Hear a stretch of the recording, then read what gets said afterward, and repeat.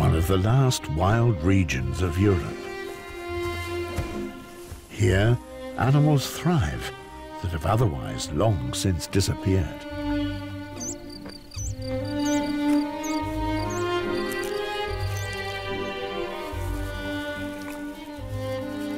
Vast marshlands, dense forests, and endless meadows characterize Poland's east. But this wilderness is endangered. Do the black stork, bison and moose have a future? Today, nature shows her many faces and a wealth of species unparalleled elsewhere in Europe.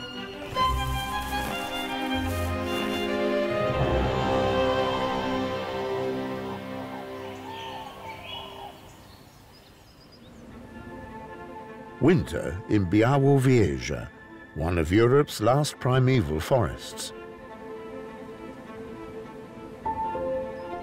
Here on the border between Poland and Belarus, temperatures of 20 degrees below zero are not uncommon. Fur full of snow and icy snouts. Only cold specialists are able to withstand the extreme conditions prevalent here. Bison are Europe's largest land animals. The bulls can weigh almost a ton and reach shoulder heights of just under 2 meters.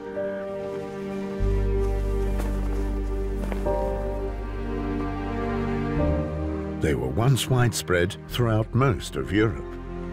Then, in the wild 100 years ago, they were practically exterminated.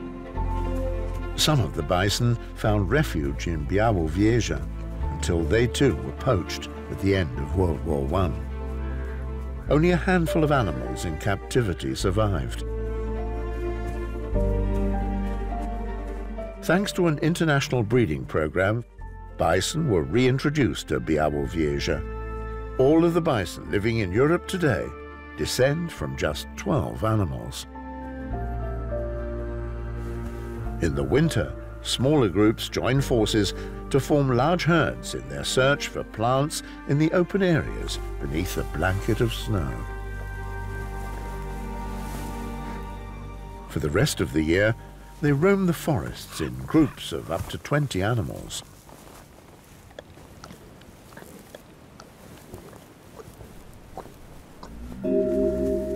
Around 1,500 bison once again moved freely between Poland and Belarus. However, this migration ended in 2021 with the erection of border fencing. No one is yet able to predict what this will eventually mean for the animals. Poland's east is only sparsely populated. Mainly smaller villages appear on the fringes of the primeval forest. The Biebrza National Park is located some 700 kilometers east of Berlin on both the Polish and Belarusian sides. Slightly further north lie the Biebrza lowlands, Poland's largest national park. With a length of just over 100 kilometers, the Biebrza River Valley constitutes the main section of the national park. This marshland is therefore of international significance.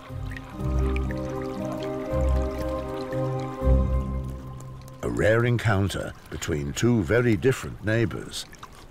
Neither beaver nor otter is concerned about the icy water.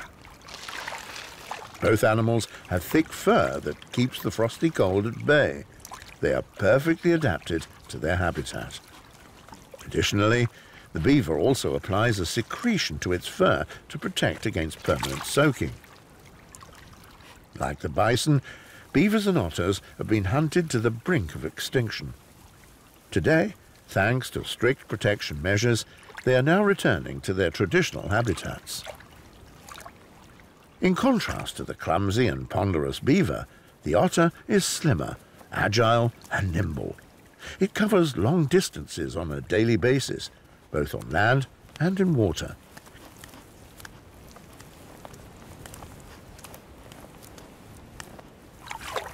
Water martens prefer solitude. Only the young remain with the mother until they reach adulthood.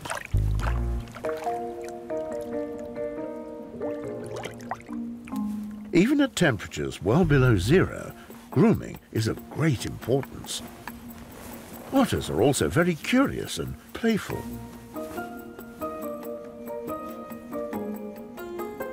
This cannot be said of the beaver.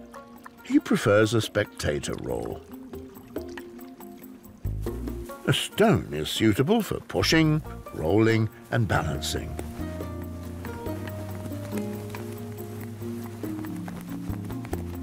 Prerequisites for life as a predator include being dexterous, versatile, and agile.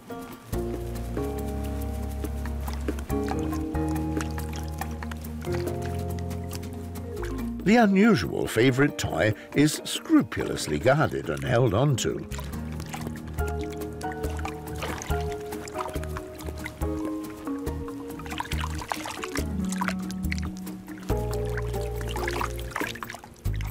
Apparently, even underwater, there are all sorts of things that one can do with the chunk.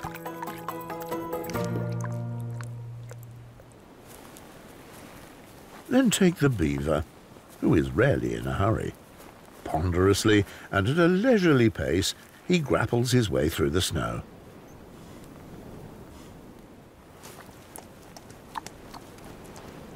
In contrast to the otter, he is a pure vegetarian. He doesn't have to stalk or chase his prey, as it doesn't flee.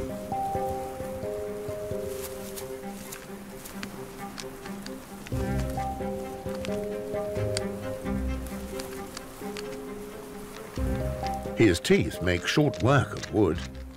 The willow rod is bitten through in no time.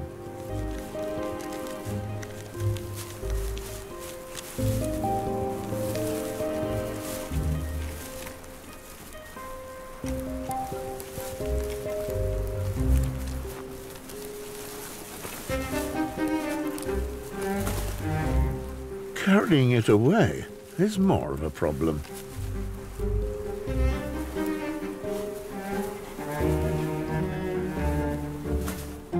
The beaver is not concerned with speed. Endurance is his discipline, or as they say in Poland, everything's difficult until it becomes easy. He's not interested in wood. It's the bark he's after. It's now his main staple.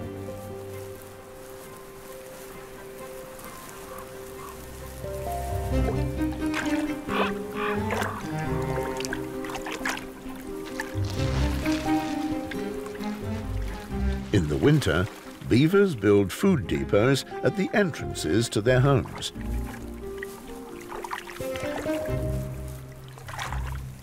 It's then that they hardly ever leave their safe, cozy and warm burrows.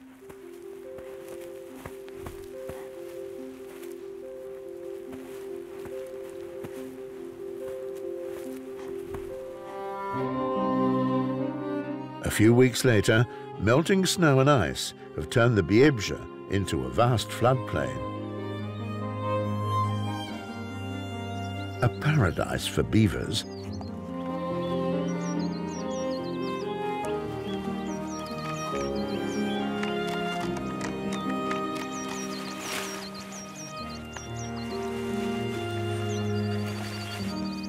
Apart from bark, in the spring he can harvest fresh shoots and leaves, and all this on his own doorstep. Next door, a bluethroat is busy belting out a song. He has only just returned from Africa. The competition doesn't sleep. To mark their territory and attract the females, the rivals whistle a few ditties themselves.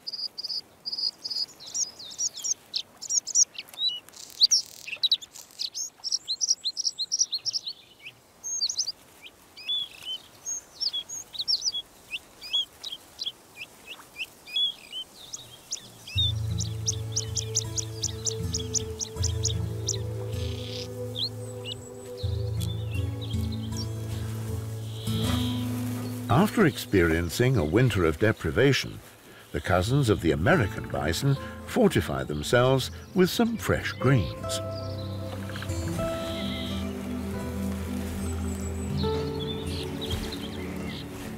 Older bulls tend to be more solitary. The younger ones prefer spending time in the company of others in small and loose groups. The home of the bison, the Białowieża forest, is considered to be the last lowland primeval forest of its kind in Europe and has been designated a World Heritage Site by the UNESCO. Poland's east provides wild boars with ideal living conditions. In the lush forests, there is more than enough for the omnivores to eat, irrespective of the season. Especially the young benefit from the abundance of food. Enough food for the sow means ample milk for the little ones.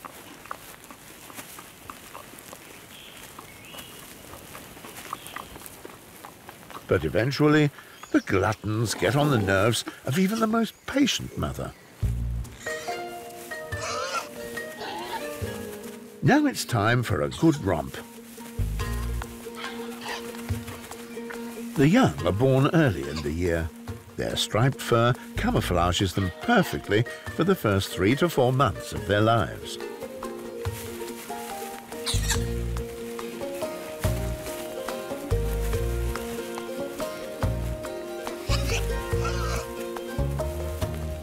Their wild play strengthens both their muscles and stamina, essential for life as a wild boar. When there's no sparring partner, then it's down to solitary training.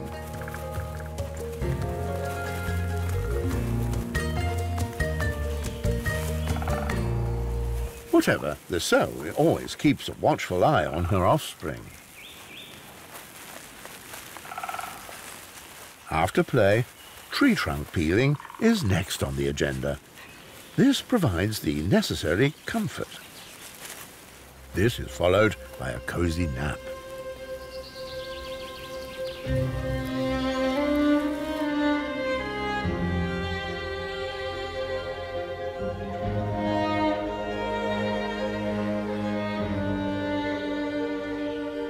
In April, quite a spectacle takes place on the moors of Białowieża. Male moor frogs compete for the females by blubbering as loud as they can. During the mating season, the male's skin has a sky blue color. They push, box, and shove with a vengeance.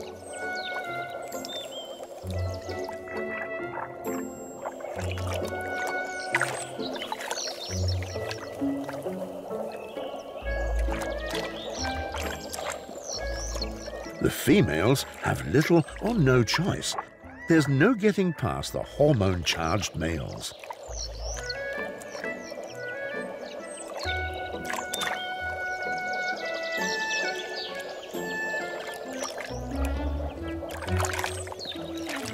But in a few days, it's all over, and peace returns to the swamp.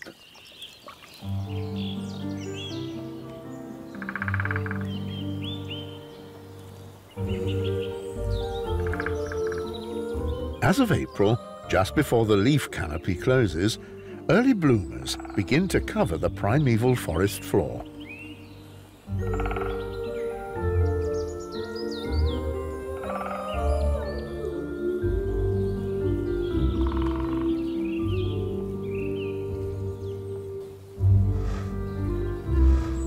Corydalus, wood an enemy, and smack dab in the middle, a friendly primeval beast.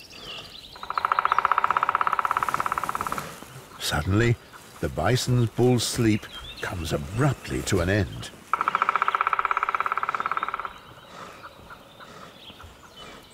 The black woodpecker couldn't care less about resting periods. Quite ruthless.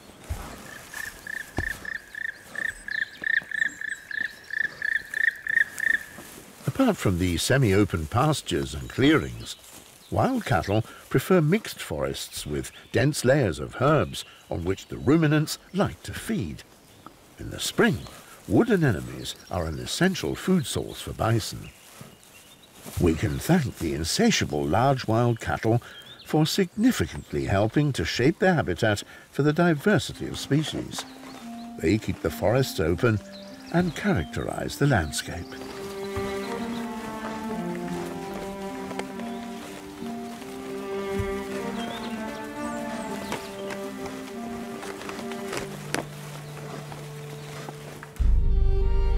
Back to the Biebrza. It meanders through the national park with its numerous tributaries and oxbow lakes. Every spring, huge floodplains extend across the Biebrza Valley and give rise to widespread marshlands. The largest peat bog area in Central Europe. A breeding and resting place for numerous bird species. White-winged terns hunt here for water insects. They will soon be breeding on small islands within the vast alluvial areas.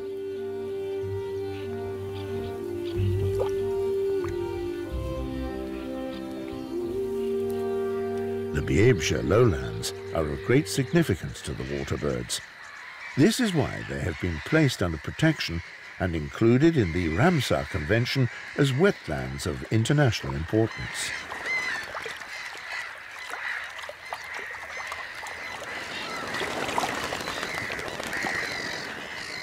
However, agriculture around the national park is being intensified, causing the pressure on both animals and plants to steadily increase. Ruffs still roost in their thousands here on the migratory route to their northern breeding grounds, but these numbers are annually declining.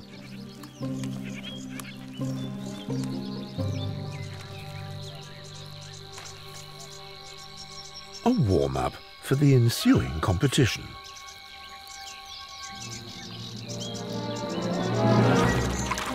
With resplendent plumage and ruffles, the roosters attempt to impress the hens and their competitors.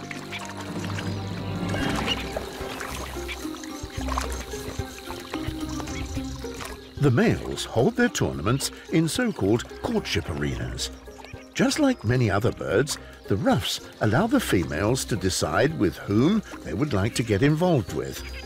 It's hardly surprising that this is usually the most vivacious cock in the ring.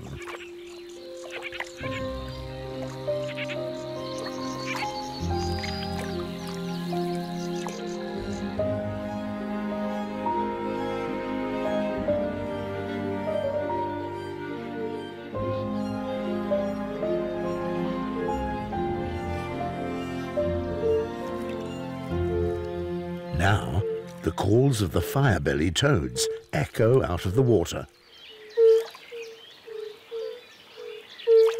The amount and the pitch of their calls increases as the water temperature rises. The tone depends on the size of the male, but at just 5 centimeters, they are not particularly big.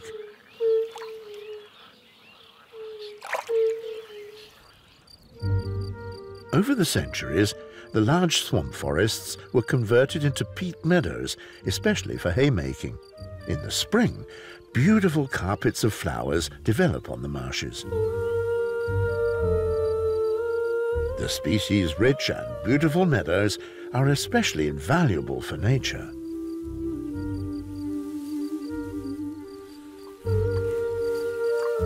The beaver has its own reasons for appreciating the blossoms and fresh greenery. To get to the coveted herbs, he sometimes even goes further inland, but never far away from the water.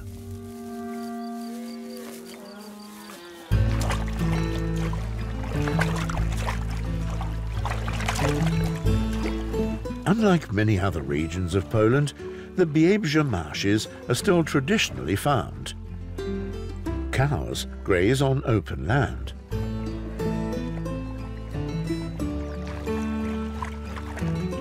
Every day they are driven into barns for milking.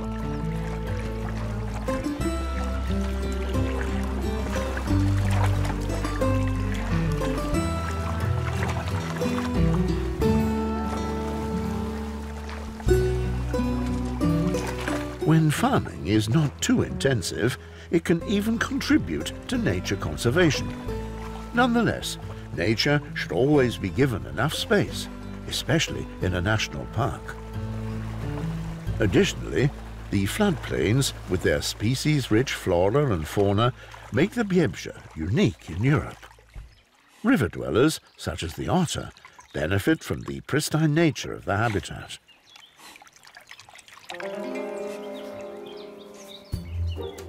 With a bit of luck, one can even observe the timid water martins during the day.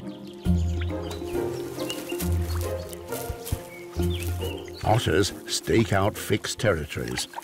The lots in prime locations are all occupied. Shallow stretches of river with clear water and overgrown banks are the most desirable. Undisturbed, here the otters reveal their playful nature.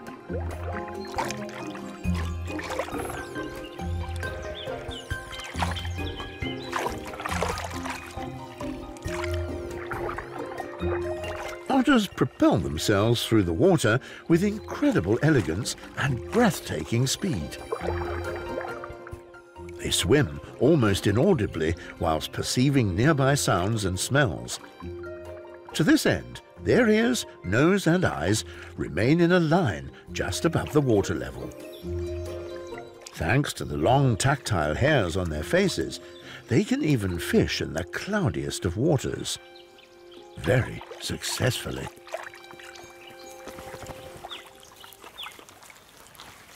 The otter eats larger prey on land. On the menu, fish, of course, but also amphibians, reptiles, small birds and crustaceans. Suddenly, the otter interrupts his snack. What was that? Close by, a beaver makes a hasty retreat with an alder branch.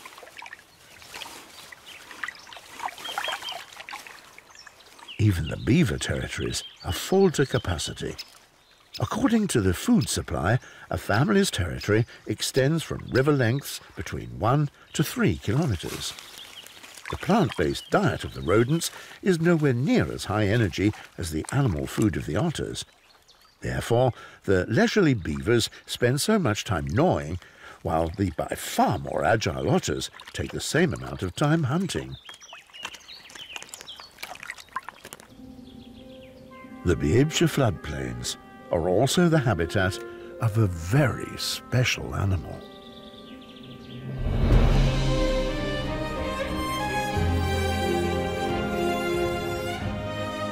The black stork is yet another of far too many endangered species.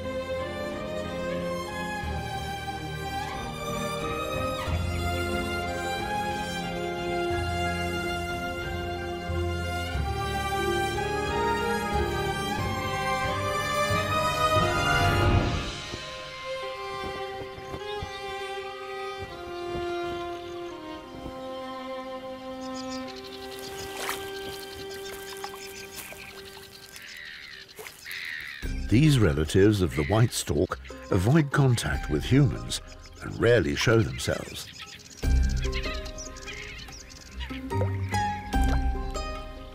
He usually searches for food by wading through the water, poking at his prey with his beak. Others have gathered here alongside him.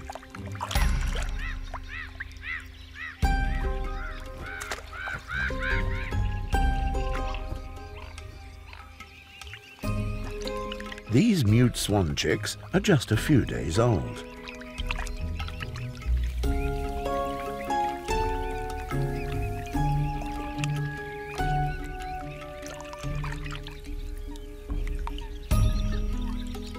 Black-necked grebes raise their offspring at the waters of the Biebrza.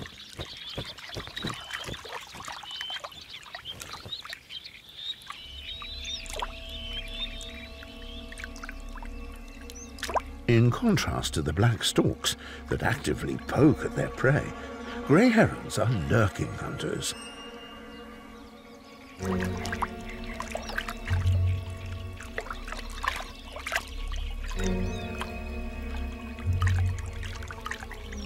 Unexpectedly, and at lightning speed, the heron strikes.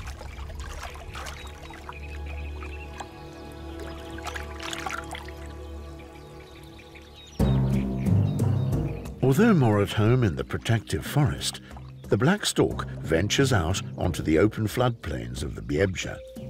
It soon becomes obvious why.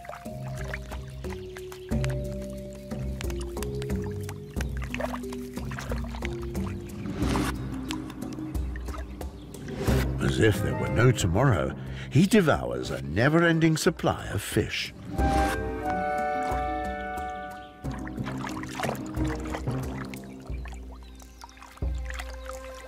The stork removes greens from the fish as if using tweezers.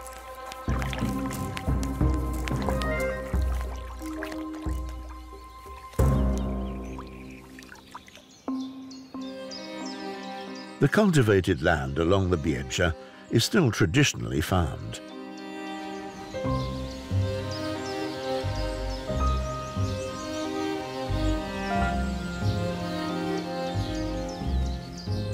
Good preconditions for the numerous white storks when foraging.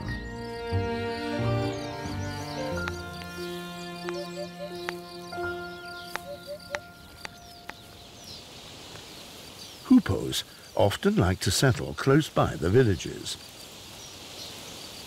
They utilize the hollows in old willow trees for raising their offspring. The chicks are just about ready to fledge. They will soon leave their makeshift home.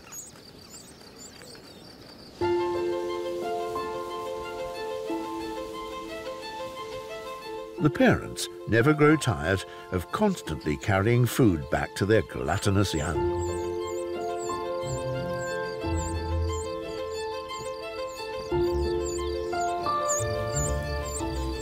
Mole crickets are especially popular as they are fatty and nutritious morsels.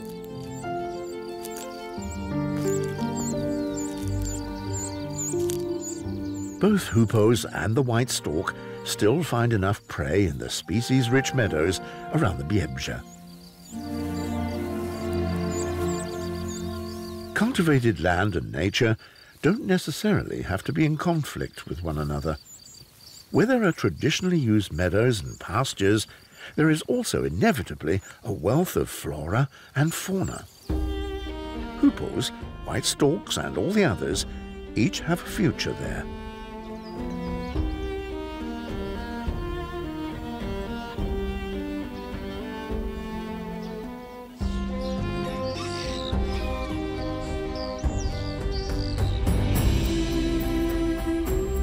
If circumjacent land is cultivated in an eco-friendly fashion, villages can provide a home for storks. Suitable nesting sites are a further prerequisite. Several pairs of storks have made their nest on the church in Białowieża.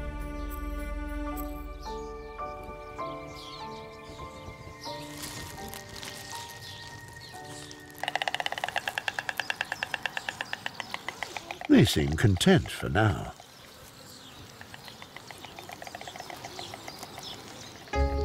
But unfortunately, the number of white storks is decreasing annually.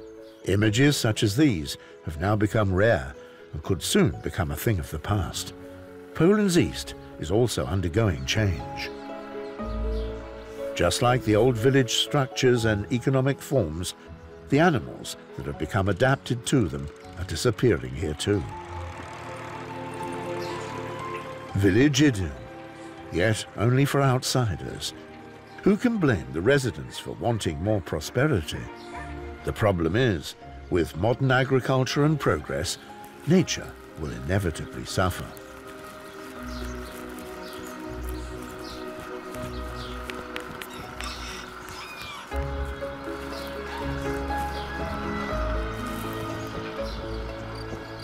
Only as long as structural diversity remains will biodiversity be able to secure itself a future. Tirelessly, the hoopoe chicks plaintively beg for food. Hoopos benefit from structured cultural landscapes.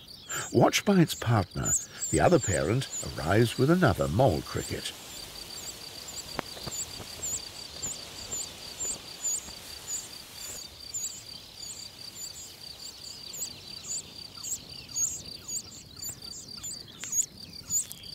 The chicks are fed day in, day out. An exhausting job for the parents.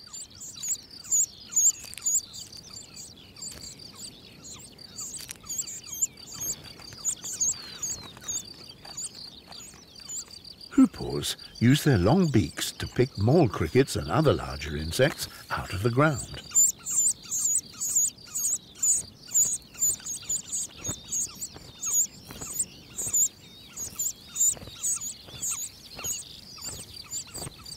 This time, it's beetle larvae.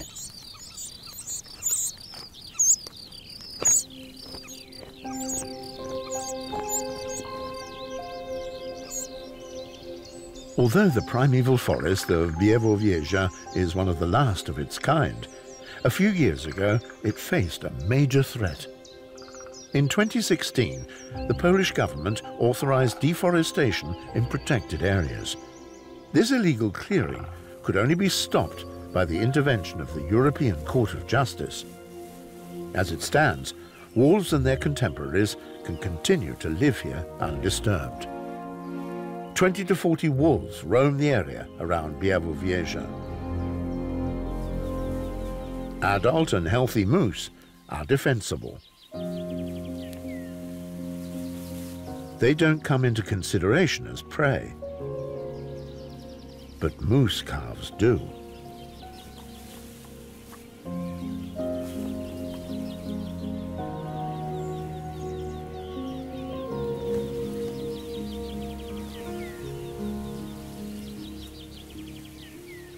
The moose mother senses the danger and is ready to defend her little ones. The wolf realizes that there's nothing for him here.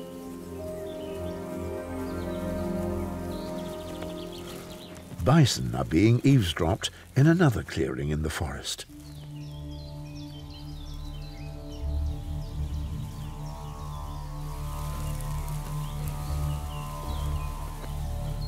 Well hidden in the thicket, a lynx has its eye on large wild cattle.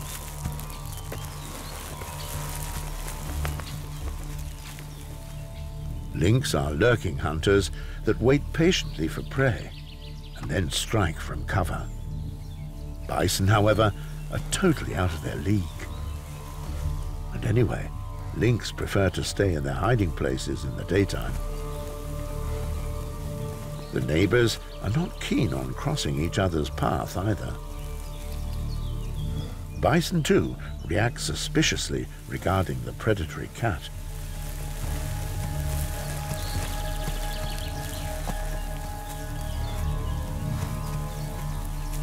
The lynx doesn't dare to come out of hiding until the cattle move on.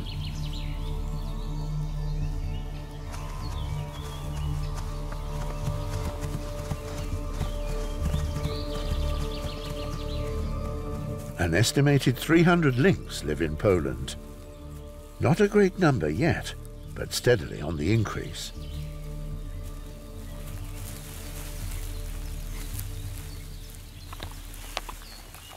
Not far away, he has hidden the prey he caught last night and now returns to the beaten deer to continue eating it. An adult lynx needs around 1 kilogram of meat per day, so that the deer should last quite a while.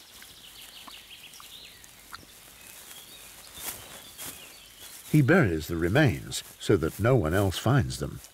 Ravens, for example, could discover the carcass from the air and attract other animals.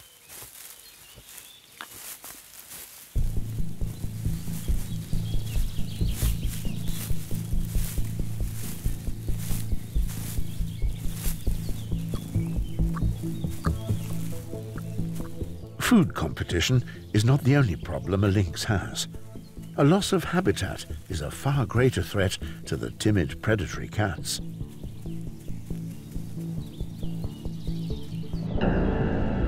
In Poland's east, too, the landscape is in transition.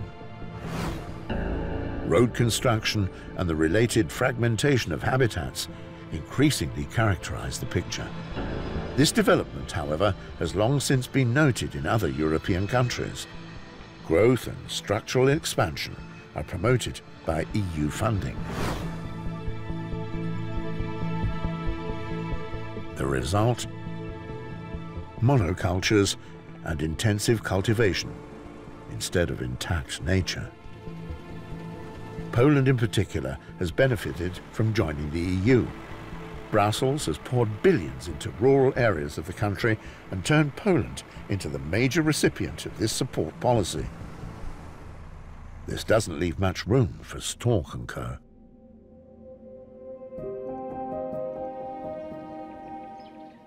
But there are still several extensive natural landscapes in Poland's east. Meanwhile, early summer has made itself at home on the Biebrza.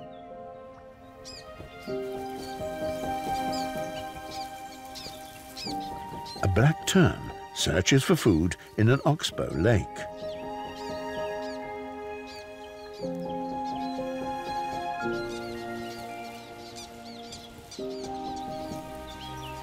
Black terns like to raise their chicks in sheltered and calm waters.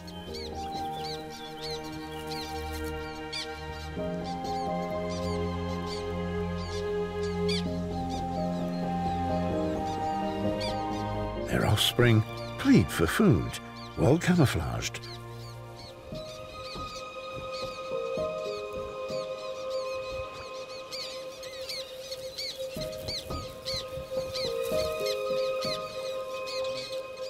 The same plants serve as anchors for the nests they build on floating islands. Both parents are equally responsible for raising the chicks.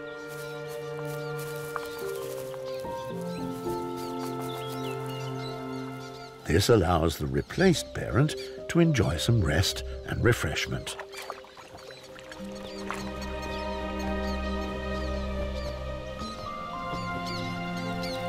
Dragonflies make up a major part of a black tern's diet.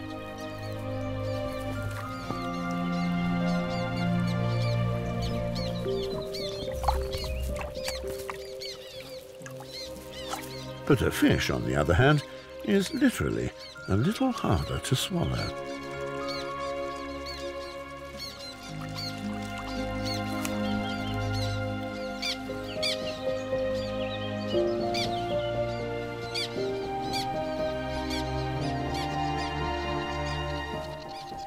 Not far away, a beaver attends to his personal hygiene and is certainly in no great hurry.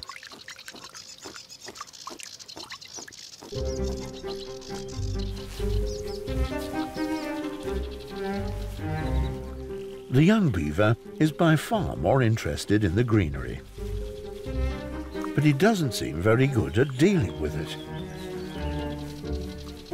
Only the beaver knows just why it must be this herbage. After all, there's enough everywhere.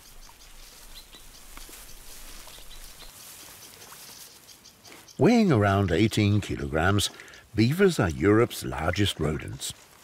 It's going to be quite a while until these two youngsters are ready.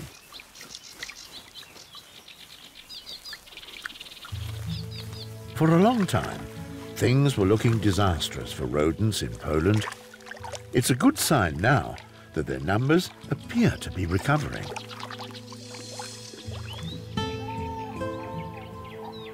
Gradually, the summer is coming to an end.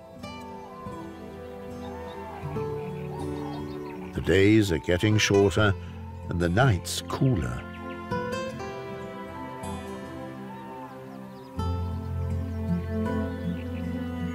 At the end of September, Poland's east will once again present itself from another perspective.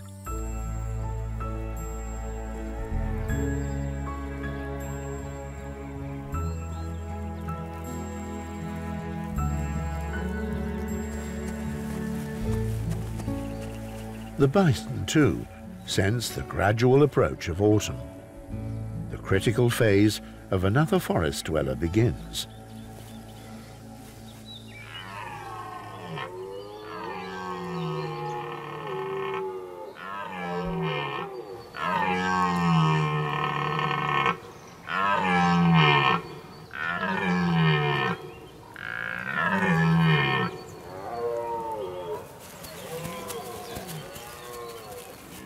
The red deer are intent on keeping their harem intact and asserting themselves against any competitors.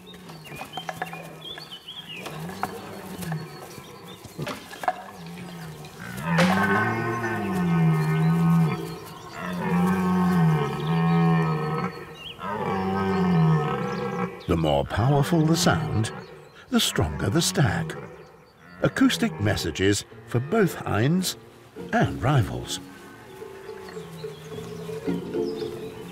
During the rut, deer become aggressive due to the testosterone in their blood. He takes his anger and frustration out on a branch. This sort of behavior is not uncommon at this time of the season.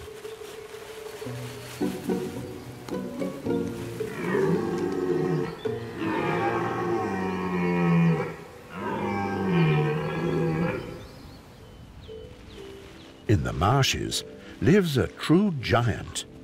With a shoulder height of 2.3 meters max and weighing up to 800 kilograms, the moose is the largest deer in the world.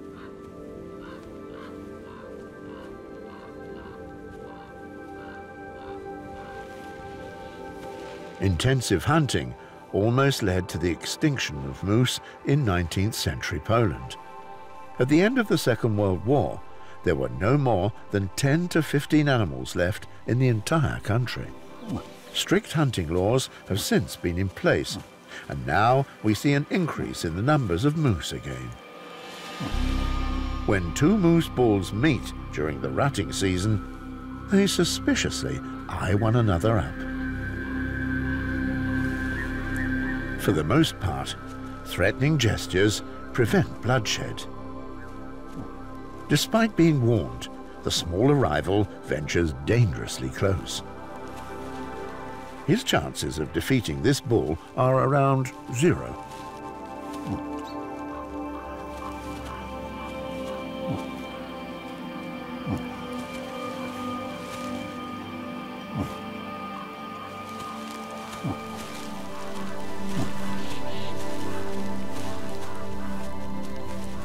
The big cheese has no interest in an exhausting confrontation and prefers simply to demonstrate his superior strength.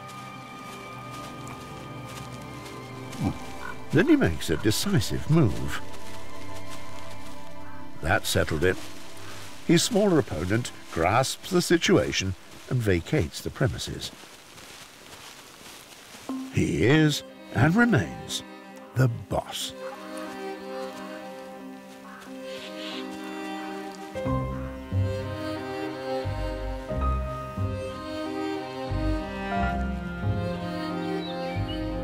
It's autumn in eastern Poland.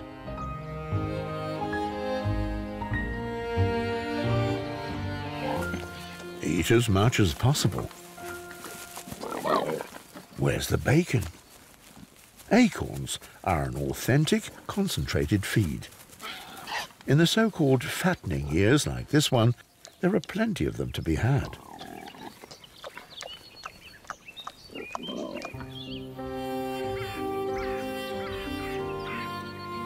In Białowieża, nature and culture are sometimes surprisingly close.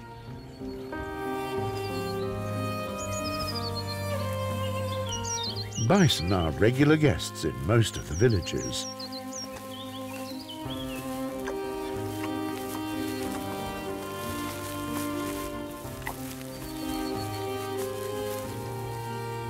Fear of contact is practically unknown. Man and animal have grown accustomed to one another.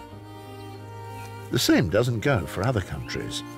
When in 2017 a bull entered the German border for the first time in centuries, it was shot dead within a few hours, with official permission. apparently on the grounds that there was danger to life and limb.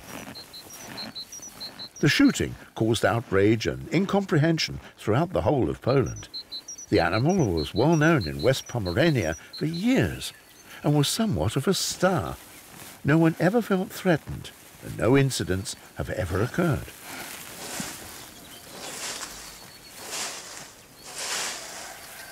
Nevertheless, in Białowieża and its environs, the inhabitants and bison live in peaceful coexistence.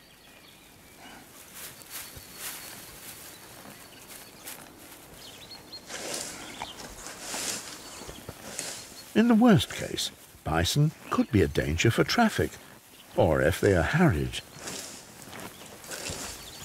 But people here have come to terms with the situation.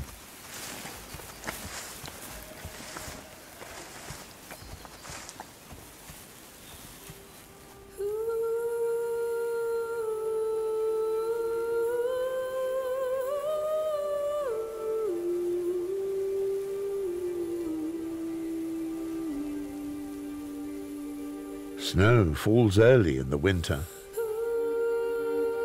The Polish villages close by the national park are soon covered beneath a thick blanket of snow. In the Biebrza lowlands, too, the pulse has slowed down significantly. The beavers have withdrawn to their lodge. They rarely come out and brave the winter elements. It's warm and cozy inside, irrespective of the outside temperature. The inhabitants of eastern Poland are used to long, cold winters. When hunting in deep snow becomes too much of a chore, the wolves set their focus on the villages. Around 2,500 wolves live in Poland today, about 4 or 5 times more than is the case in neighboring Germany. Here too, people have come to terms with the situation, and attacks on humans are practically unknown. Wolves are, however, dangerous for red deer. But in the winter, deer have another problem to master. The sheer lack of food is at the top of the list. Moose save energy resources where they can. When they don't eat, they rest. They cope well with icy temperatures. But bison remain the absolute cold temp specialists. It's hardly a matter of course that Europe's largest land animals fight their fights here. 100 years ago, in the wild, they became extinct. The successful reintroduction of the giants is now a nature conservation showcase. Their enormous ecological importance has since been recognized. By shaping their habitat, they provide for biodiversity. Thanks to the vigor of committed conservationists and international cooperation, further settlement attempts have been successfully initiated in several European countries.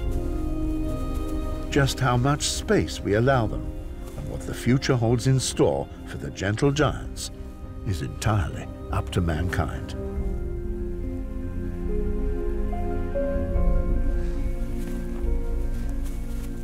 In eastern Poland, at least, it looks as though the bison and all of the other animals have an exceedingly good chance of surviving.